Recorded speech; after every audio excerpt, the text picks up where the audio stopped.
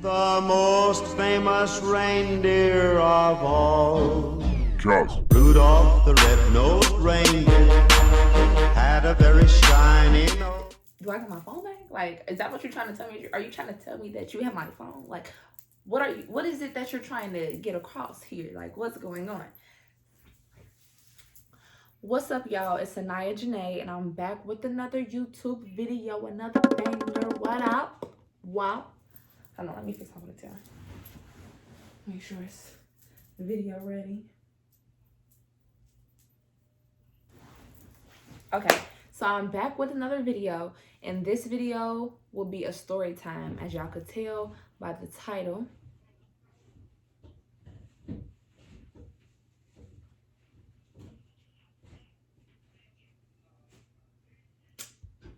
Okay, so obviously we have some noises going on in the background.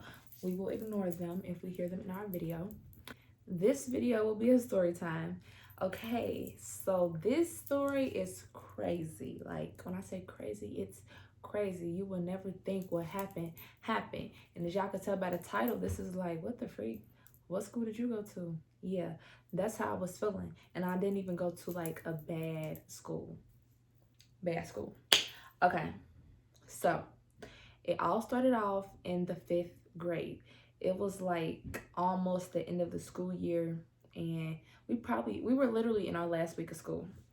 So I was in elementary school, and you know, in elementary school you eat breakfast before school. So I was at breakfast and I left my phone on the charger because I guess I didn't get the charger the night before. So I put it on the charger and ended up going to my first period without my charger and my phone. So I went to class and noticed that I didn't have my phone. And I remember I asked my teacher, like, can I go get my phone? Like, it's important. I just got it, basically. Like, I need to go get my phone. It was my first iPhone, y'all. I had the iPhone 4. So, yeah, it was a long time ago. Y'all know it was the iPhone 4, and now we're at iPhone 12. Long time ago. Long time ago.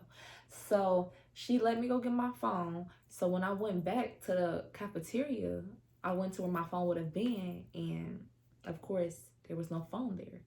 So I was like furious. I called my mom, like, I can't find my phone, blah blah blah. She's like, well, I don't know why you would charge it and leave it in the first place, blah blah. You know how your mom would be. So that was that, and I was salty for the entire day of school. The entire day of school, I was pissed, like so blown. So I went home. I didn't get in trouble, y'all. Luckily, I didn't get in trouble. But the next day comes, and it's literally like the day before the last day of school. Like, that's why it's so crazy. I really did not think I was going to get my phone back. So the next day comes, and I go to school. Of course, I'm still salty. Everybody got a phone.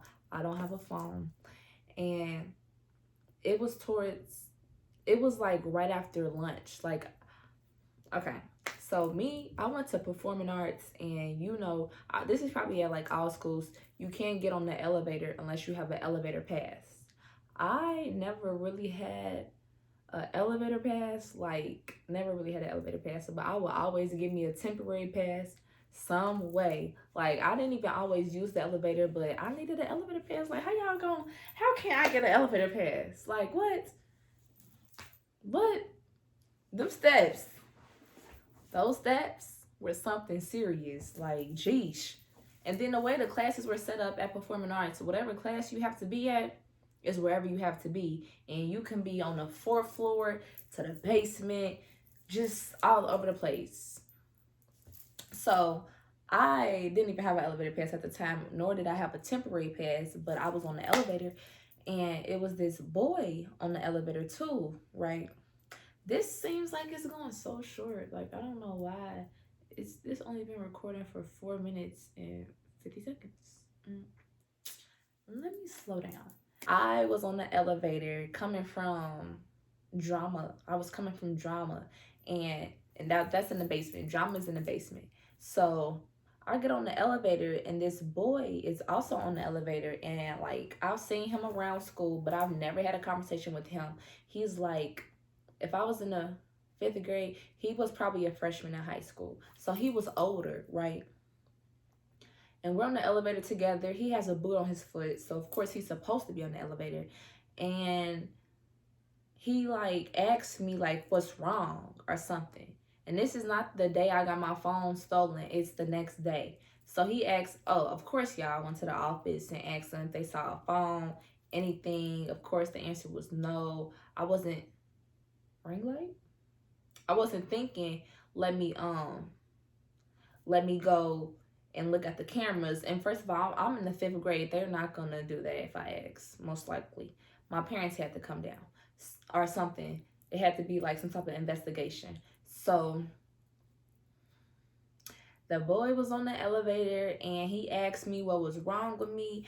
And I'm just like, I got my phone stolen, just zoned out.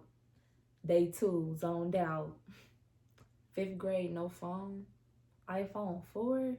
What? That's the time where if your phone cracked, you was trying to find some markers. So, go in them cracks and have your phone popping with the neon colors. It was a sad story. It was a sad, sad story. So he asked me what's wrong. And I said, my phone, it got stolen. And he knew who I was.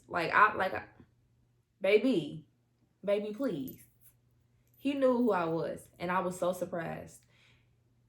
Because I've never really talked to a high schooler at that school before. Like, literally, I had an older cousin that went there, but that's it. If it wasn't him, I've never spoken to any high schooler.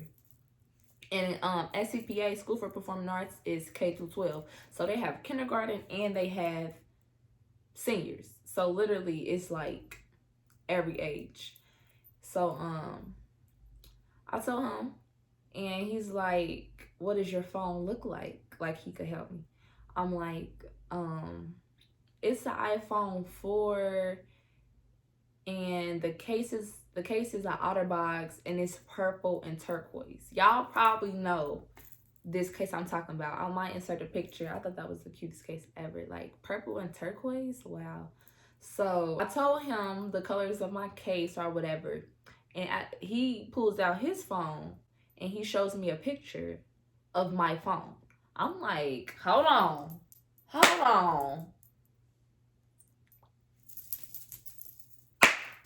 Do I got my phone back? Like, is that what you're trying to tell me? Are you trying to tell me that you have my phone? Like, what is it that you're trying to get across here? Like, what's going on? He ends up showing me my phone and I'm like, that's my phone. Like, that's my phone. What are we gonna do? Where's my phone at? How do you have this picture? He says somebody was trying to sell him this phone. Yeah, think about it. So I left my phone in the cafeteria. The lunch man then took my phone and tried to sell it to a 9th grade student. I mean, how childish is that? Like, really? You in your late 20s. If you're an SCPA student and you're like, I never knew about this, or what lunch man? I'm going to tell y'all at the end. So he said he wasn't even trying to sell it to him for some money. He was trying to exchange my iPhone, a 5th grader's iPhone, with my case and my picture on it in exchange for some beats. The 9th grader's beats. Like, are you serious?